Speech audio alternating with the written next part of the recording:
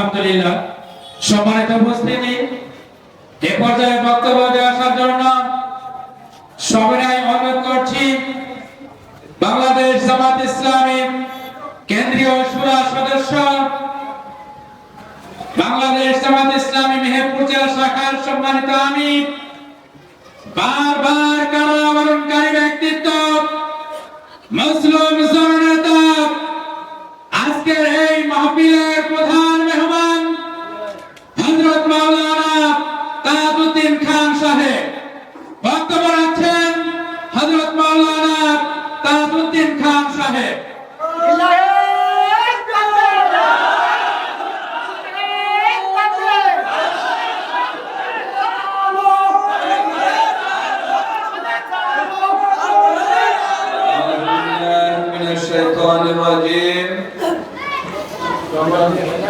বিসমিল্লাহির রহমানির রহিম। শ্যামপুর ইউনিয়ন শাখা কর্তৃক আয়োজিত আজকের এই কর্মী সমাবেশের সম্মানিত পরিচালক, আমাদের মাঝে উপস্থিত আছেন মেহেরপুর জেলা শাখার সম্মানিত নেতৃবৃন্দ, আমাদের মাঝে উপস্থিত আছেন মেহেরপুর সদর উপজেলা শাখার সম্মানিত নেতৃবৃন্দ। আজকে এই কর্মী সমাবেশের সভাপতিত্ব করছেন ইউনিয়নের সুযোগ্য ইউনিয়ন আমির, অন্যান্য ইউনিয়নের সম্মানিত আমিরবৃন্দ, আগত কর্মী ভাইরা, সুধী মণ্ডলী, আসসালামু আলাইকুম ওয়া রাহমাতুল্লাহ। আল্লাহ শুকরিয়া, রাসূল পাক সাল্লাল্লাহু আলাইহি ওয়াসাল্লামের প্রতি দরুদ এবং সাহাবা আজমাইনদের আত্মার মাগফিরাত কামনা করে পড়ন্ত বেলাতে কিছু কথা বলতে চাই। সম্মানিত ভাইরা, আমাদের মাঝ থেকে দেখতে দেখতে 17টি বছর পার হয়ে গেছে। এই 17টি বছর জনগণের কাছে যে আমরা কি চাই, কেন চাই, কিভাবে চাই, এই কথাটা বলার কোনো সুযোগ আমাদের হয়নি।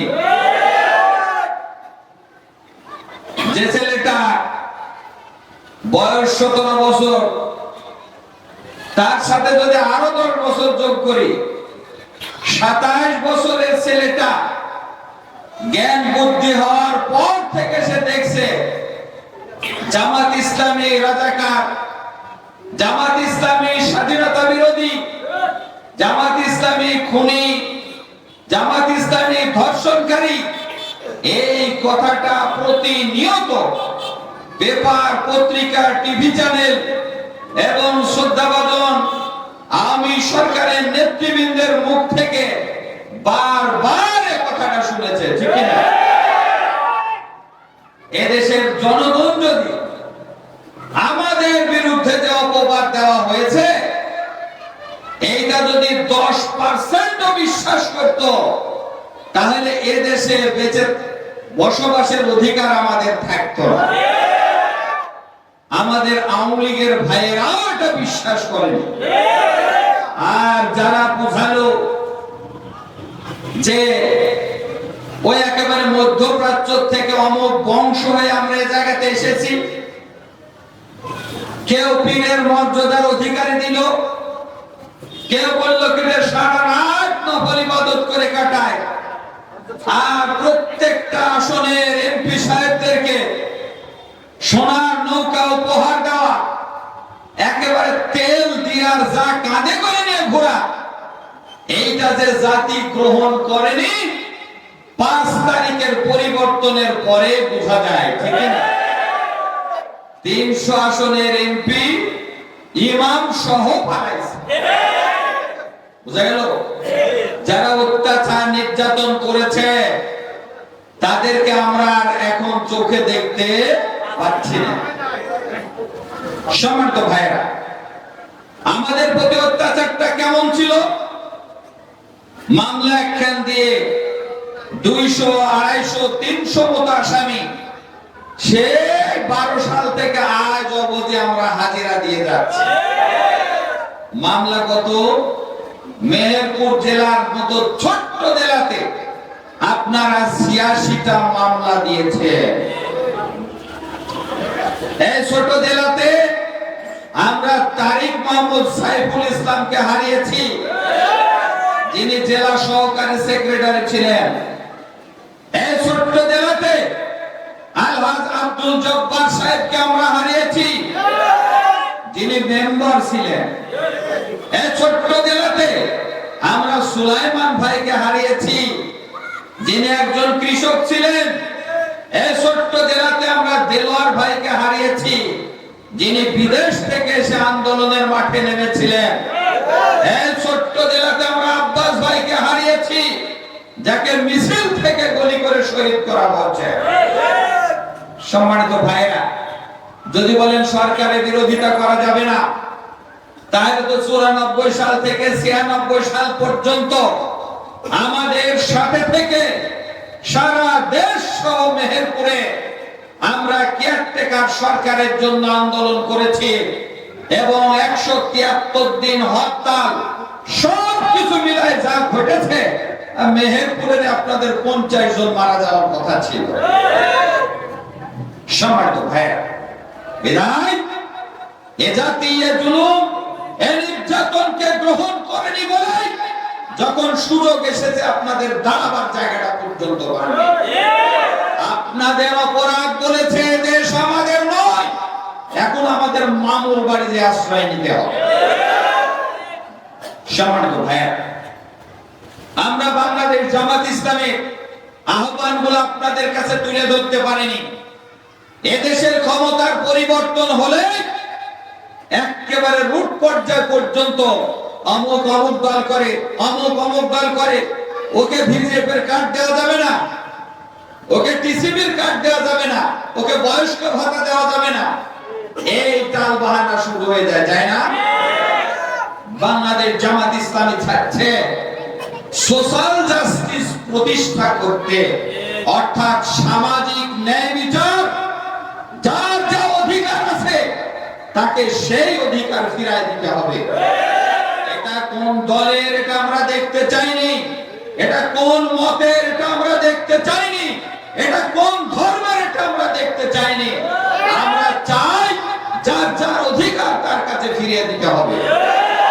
সম্মানিত ভাইরা, আমাদের প্রিয় ভাইরা বলেছেন যে আমরা রবের পাঠানো বিধান অনুযায়ী চালাতে চাই। অনেক আবার মনে করতে পারেন সেটা আবার কেমন হবে? আজ আকাশের সূর্যটা আল্লাহর সূর্য, আল্লাহর আইন মেনে চলে সে আলো দেয়। সে কি বলে নাকি অমুক দল ক্ষমতায় আছে, ওদের ছাড়া অন্য কাউকে দেওয়া যাবে না, অমুক জন গরিব তাকে দেওয়া যাবে না, অমুক আল্লাহকে মানে না তাকে দেওয়া যাবে না? বলে আল্লাহর আকাশ, আল্লাহর বাতাস, আল্লাহর সূর্য, আল্লাহর হুকুম মানার কারণে দল মত নির্বিশেষে, জাতি ধর্ম বর্ণ নির্বিশেষে যেভাবে সকলের কল্যাণ করে যায়, রবের বিধান দল মত নির্বিশেষে, জাতি ধর্ম বর্ণ নির্বিশেষে সকলের কল্যাণ করে যাবে ইনশাআল্লাহ। বাংলাদেশ জামাত ইসলামী চাচ্ছে সেই রবের বিধান অনুযায়ী এই দেশটাকে পরিচালনা করতে। সম্মানিত ভাইরা, আজকে পরিবর্তনের পরে আমাদের সাধারণ কিছু ভাইয়ের উপরে একেবারে মাঠ পর্যায়ে আওয়ামী লীগ ভাইদের উপরে আমরা শুনেছি অত্যাচার, এই নির্যাতন চলছে। আমরা চাই না যে পরিবর্তনের পরে কার উপরে অত্যাচার নির্যাতন হোক। কেন হচ্ছে? 17 বছরে নেতৃবৃন্দ ভেবেছিল, আর এখন তো 41 সাল, কেবল তো 24 চলছে। 41 এর টার্গেটে যত রকমের জুলুম করা যায় সব রকমের জুলুম আমাদের উপরে করেছে। আমাদের শ্রদ্ধাভাজন নেতৃবৃন্দকে আপনারা ফাঁসি দিয়েছেন। সম্মানিত ইউনিয়নবাসী, আপনাদের বিবেকের কাছে কিছু প্রশ্ন রেখে যেতে চাই। বঙ্গবন্ধু শেখ মুজিবুর রহমান 72 সালে দেশে ফিরে 71 সালের যুদ্ধের সময় যারা খুন করেছে, ধর্ষণ করেছে, জ্বালাও পোড়াও করেছে, খুন করেছে, তাদের জন্য ট্রাইব্যুনাল তৈরি করলেন। 1 লক্ষ বেশি লোককে অপরাধী সাব্যস্ত করা হলো। তাদের প্রায় 38,000 লোককে বিচারের মুখোমুখি করা হয়েছিল। 2200 বিচারের মাধ্যমে তাদের বিচারিক কাজ শেষ করা হয়। 752 জনকে এই বিচারের আওতায় বিভিন্ন মেয়াদে শাস্তি দেওয়া হয়। 752 জনের ভিতরে 195 জন ছিল পাকিস্তানের আর্মি, যেটা ভারতের হাতে ছিল, বাকি সব বাংলাদেশি। এই লোকগুলার ভিতরে বাংলাদেশ জামাত ইসলামের যে সমস্ত নেতৃবৃন্দকে ফাঁসি দিলেন, তারা তো দূরের কথা, বাংলাদেশ জামাত ইসলামের একজন কর্মী এবং সমর্থক পর্যন্ত সেদিন এই অপরাধের সাথে জড়িত প্রমাণ করতে পারেনি। আর মামলা না আসার কারণে ট্রাইব্যুনাল বন্ধ করে দেওয়া হয়েছিল, 2টা খুলে রাখা হয়েছিল পরবর্তী মামলা আসার জন্য। কারো যদি অভিযোগ থাকে পরবর্তী সময় দেবে, কিন্তু দীর্ঘ সময়ের ভিতরে সারা বাংলাদেশে বাংলাদেশ জামাত ইসলামের একজন নেতা কর্মী সমর্থকের বিরুদ্ধে মামলা দূরের কথা, একটা জিড পর্যন্ত করা হয়নি। সম্মানিত ভাইরা, 10 সালে এসে নতুন গান শুরু করলেন রাজাকার, আল বদর, স্বাধীনতা বিরোধী, যাবতীয় অপকর্ম আমাদের নেতৃবৃন্দের উপরে চাপাই দিলেন। এই আওয়াজ যখন তুললেন সারা দেশ পাক, আমরা মেহেরপুরে মুক্তিযুদ্ধের উপর একটা বই লেখা আছে, বইটাতে 372 জন রাজাকারের তালিকা দেওয়া আছে। আমরা এই তালিকা নিয়ে গ্রামে গ্রামে বের হলাম, এরা কারা আমাদের চিনতে হবে। বের হওয়ার পরে আমাদের কাছে যে নোট এসেছে, তাতে 80% পরিবার এখন আওয়ামী লীগ করে। মেহেরপুরে 372 জন রাজাকারের তালিকা 80% ফ্যামিলি এখন করে আওয়ামী লীগ করে, বাকিরা অন্যান্য দল করে। আর মাত্র 2টা ফ্যামিলি পেয়েছে যারা জামাত ইসলাম করে।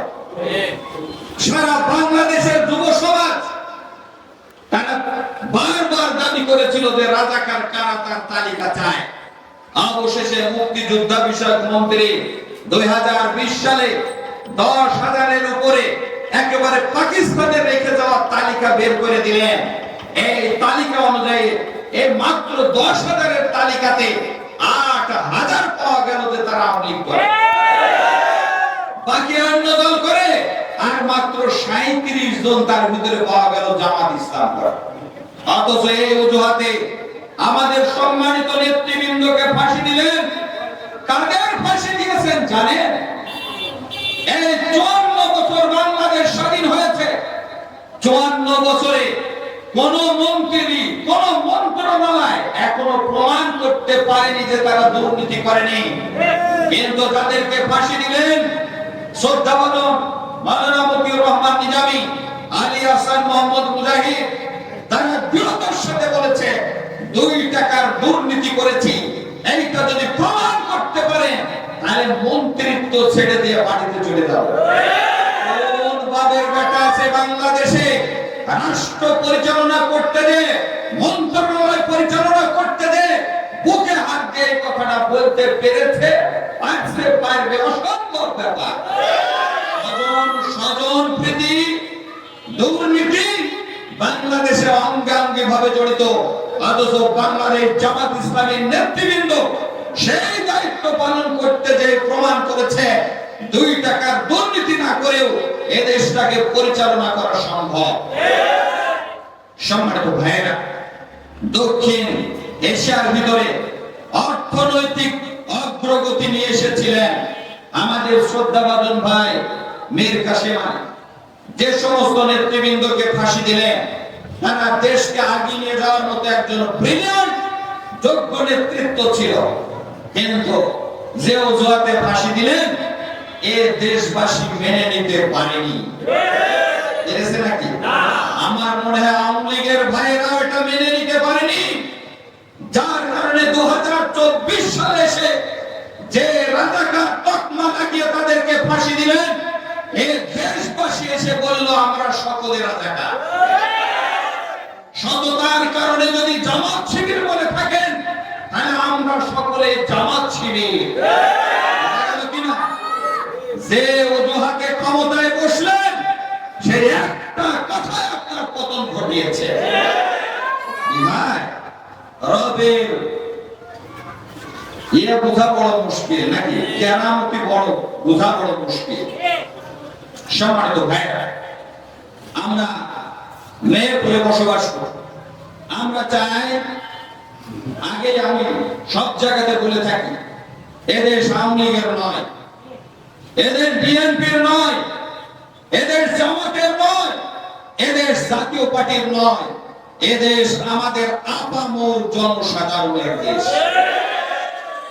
এদেশ মুসলিমের নয়, এদেশ শুধু হিন্দুদের নয়, বৌদ্ধদের নয়, খ্রিস্টানদের নয়, দল মত নির্বিশেষে, জাতি ধর্ম বর্ণ নির্বিশেষে এ দেশটা আমাদের দেশ। বুঝা গেল কিনা? আমরা সামাজিক ভাবে পাশাপাশি বসবাস করে থাকি, একই দাওয়াতে এক জায়গাতে উপস্থিত হয়ে থাকি, একই জানাজার মাঠে আমরা উপস্থিত হয়ে থাকি, পরস্পর আত্মীয় পরস্পরের বাড়িতে যেয়ে থাকি। শুধুমাত্র রাজনৈতিক কারণে আমাদের ডিভাইডেড, রাজনৈতিক কারণে বিভেদ করে আমাদের ভিতরে কিছু লোক সুবিধা আদায় করতে চায়। এখন পট পরিবর্তন হয়েছে, আমাদেরকে চাঁদা দাও। এখন পট পরিবর্তন হয়েছে, আমক জায়গাটা ছেড়ে দাও। এখন পট পরিবর্তন হয়েছে, কমিটির থেকে সরে দাও। এটা আমরা চাইনি। আমরা চাই প্রত্যেকটা জায়গাতে কোন দলের এটা দেখতে চাইনি, কোন মতের এটা দেখতে চাইনি, তবে লোকটা সৎ হোক, যোগ্য হোক, এইটা আমাদের চাপ। সত্যিই যদি সব সেক্টরে সৎ এবং যোগ্য লোক নেতৃত্ব দেয়, মসজিদ, মন্দির, মাদ্রাসা, গির্জা সর্বস্তরে যদি সৎ লোকেরা দায়িত্ব পালন করে, আমার মনে হয় অল্প দিনের ভিতরে সুখী সমৃদ্ধশালী একটা বাংলাদেশ আমরা ফিরে পাবো ইনশাআল্লাহ। সম্মানিত ভাই, এই জন্য আপনাদের প্রতি উদাত্ত আহ্বান রাখছি, বাংলাদেশ জামাত ইসলামী যে লক্ষ্যে কাজ করছে, ঐক্যবদ্ধভাবে এই লক্ষ্যকে সামনে এগিয়ে নিয়ে যাওয়ার জন্য আমরা যদি ঐক্যবদ্ধ হই, আগামী দিনে যদি চাই যে একটা ন্যায় ইনসাফ ভিত্তিক সমাজ, একটা কল্যাণ রাষ্ট্র প্রতিষ্ঠিত হোক, তাহলে বাংলাদেশ জামাত ইসলামের হাতকে শক্তিশালী করতে হবে। আমরা পারবো ইনশাআল্লাহ। আজকের কর্মী সমাবেশ আগামী দিন বাংলাদেশ জামাত ইসলামের হাতকে শক্তিশালী করার কর্মী সমাবেশ। আজকের কর্মী সমাবেশ মেহেরপুর সহ সারা বাংলাদেশে ন্যায় ইনসাফ কল্যাণ রাষ্ট্র প্রতিষ্ঠা করার একটা সমাবেশ। এই সমাবেশ থেকে বা সমাবেশ আপনাদের উদাত্ত আহ্বান রাখছি, এই আমরা যাতে ন্যায় ইনসাফ ভিত্তিক সমাজ এবং রাষ্ট্র প্রতিষ্ঠা করে এদেশে কল্যাণ বয়ে নিয়ে আসতে পারি। আল্লাহ আমাদের সকলকে সেই তৌফিক দান করুন, আমিন। আসসালামু আলাইকুম ওয়া রাহমাতুল্লাহি ওয়া বারাকাতুহু।